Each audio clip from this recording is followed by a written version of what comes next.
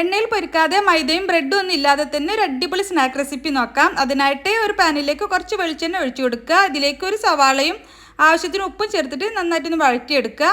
സവാള ഒന്ന് വഴന്ന് വരുമ്പോൾ 2 പച്ചമുളക് കട്ട് ചെയ്തത്, കുറച്ച് കറിവേപ്പില, 1/2 ടീസ്പൂൺ ഇഞ്ചി വെളുത്തുള്ളി പേസ്റ്റ് കൂടി ചേർത്തിട്ട് ഒന്നുകൂടി വഴറ്റിയെടുക്കാം.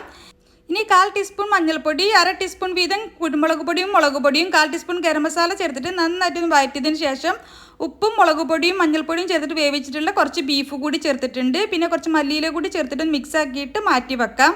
ഇനി 4 മുട്ട ഒരു മിക്സി ജാറിലേക്ക് ഇട്ടിട്ടുണ്ട്. ഇതിലേക്ക് 1 കപ്പ് ഗോതമ്പ് പൊടിയാണ് എടുത്തിട്ടുള്ളത്. പിന്നെ 1 കപ്പ് പാലും ആവശ്യത്തിന് ഉപ്പും 1/2 ടീസ്പൂൺ കുരുമുളക് പൊടിയും ചേർത്തിട്ട് നന്നായിട്ടൊന്ന് അടിച്ചെടുക്കാം. ഇനി ഒരു സോസ് പാനിൽ കുറച്ച് നെയ്യ് തടവി കൊടുക്കുക അടിയിൽ.